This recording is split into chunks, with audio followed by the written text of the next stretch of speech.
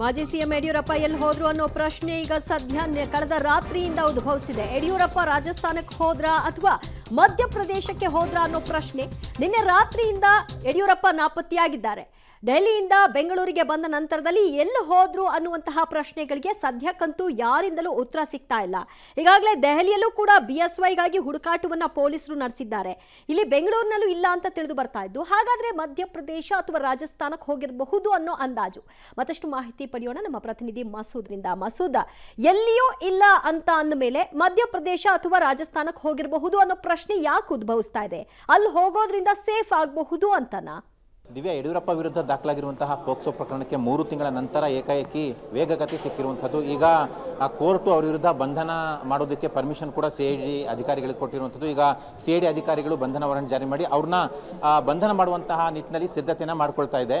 ಈ ಬೆನ್ನಲ್ಲೇ, ಈ ಮಧ್ಯದಲ್ಲೇ ಯಡಿಯೂರಪ್ಪನವರು ಕೂಡ ಕಳೆದ 3 ದಿನಗಳಿಂದಲೂ ಕೂಡ ಅವರ ಬೆಂಗಳೂರಿನ ಡಾಲರ್ಸ್ ಕಾಲೋನಿ ನಿವಾಸದಲ್ಲಿ ಇಲ್ಲ.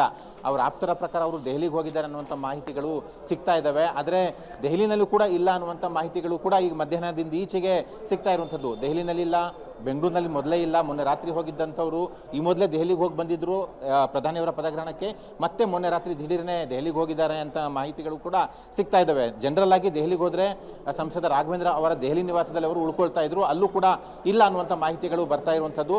ಈಗ ಯಡಿಯೂರಪ್ಪನವರು ಎಲ್ಲಿದ್ದಾರೆ ಅನ್ನುವಂತಹ ಪ್ರಶ್ನೆ ಈಗ ಸಿಐಡಿ ಅಧಿಕಾರಿಗಳಿಗೆ ಕಾಡ್ತಾ ಇರುವಂಥದ್ದು. ಯಾವುದೇ ಕಾರಣಕ್ಕೂ ಕೂಡ ಅವರ ಬಂಧನ ಮಾಡಲೇಬೇಕಾಗಿದೆ. ಕೋರ್ಟ್ನಲ್ಲಿ ವಿಶೇಷ ಅಭಿಯೋಜಕರಾಗಿರುವಂತಹ ಅಶೋಕ್ ನಾಯಕ್ ಅವರು ವಾದ ಮಾಡಿರೋ ಪ್ರಕಾರ ಈ ಪ್ರಕರಣದಲ್ಲಿ ಅವ್ರನ್ನ ಬಂಧನ ಮಾಡಲೇಬೇಕಾಗಿದೆ. ಈ ಹಿಂದೆ 2 ಸಲ ನೋಟಿಸ್ ಕೊಟ್ಟಾಗಲೂ ಕೂಡ ಅವರು ವಿಚಾರಣೆಗೆ ಬಂದಿರಲಿಲ್ಲ. ಹಾಗಾಗಿ ಬಂಧನ ಮಾಡಿ ಮಾಹಿತಿ ಪಡ್ಕೊಳ್ಳುವಂತಹ ಅಗತ್ಯ ಇದೆ ಅನ್ನುವಂತಹ ವಾದವನ್ನು ಮಂಡನೆ ಮಾಡಿದರು. ಈಗ ಯಡಿಯೂರಪ್ಪನವರು ಎಲ್ಲಿದ್ದಾರೆ ಅನ್ನುವಂತಹ ಪ್ರಶ್ನೆ ಸಹಜವಾಗಿ ಅಧಿಕಾರಿಗಳಿಗೆ ಕಾಡ್ತಾ ಇರುವಂಥದ್ದು.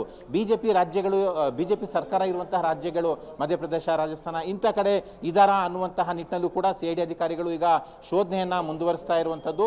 ಒಟ್ಟಾರೆಯಾಗಿ ಯಡಿಯೂರಪ್ಪನವರು ಎಲ್ಲೇ ಕಂಡು ಬಂದರೂ ಕೂಡ ಅವ್ರನ್ನ ತಕ್ಷಣ ಬಂಧನ ಮಾಡುವಂತಹ ಸಾಧ್ಯತೆ ನಿಶ್ಚಲವಾಗಿರುವಂಥದ್ದು. ಈಗ ಯಡಿಯೂರಪ್ಪನವರು ನಾಳೆವರೆಗೂ ಕೂಡ ಕಾಣಿಸ್ಕೊಳ್ಳಲ್ಲ ಅನ್ನುವಂಥ ಮಾಹಿತಿಗಳು ಕೂಡ ಬರ್ತಾ ಇದ್ದಾವೆ. ಯಾಕೆಂದರೆ ಇಡೀ ಪ್ರಕರಣವನ್ನು ರದ್ದು ಕೋರಿ ಹೈಕೋರ್ಟ್ಗೆ ಅವರು ಅರ್ಜಿಯನ್ನು ಹಾಕ್ಕೊಂಡಿದ್ದಾರೆ ವಕೀಲರ ಮುಖಾಂತರ.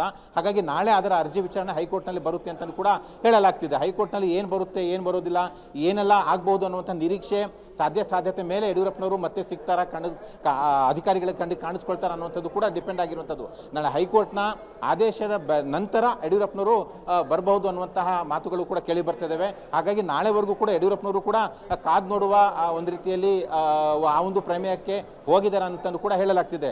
ಸದ್ಯಕ್ಕೆ ಸಿಐಡಿ ಅಧಿಕಾರಿಗಳಿಗೆ ಬಂಧನ ನೋಟಿಸ್ ಜಾರಿ ಮಾಡಿರುವಂಥದ್ದು. ಅವ್ರನ್ನ ಬಂಧನ ಮಾಡುವ ನಿಟ್ಟಿನಲ್ಲಿ ಈಗಾಗಲೇ ಸಿದ್ಧತೆಯನ್ನು ಮಾಡ್ಕೊಳ್ತಾ ಇದ್ದಾರೆ. ದಿವ್ಯಾ, ಥ್ಯಾಂಕ್ ಯು ಮಸೂದ್ ನಿಮ್ಮೆಲ್ಲ ಮಾಹಿತಿಗೆ. ಸದ್ಯ ದೆಹಲಿಯಲ್ಲೂ ಇಲ್ಲ, ಬೆಂಗಳೂರಿನಲ್ಲೂ ಇಲ್ಲ, ಶಿವಮೊಗ್ಗದಲ್ಲೂ ಇಲ್ಲ.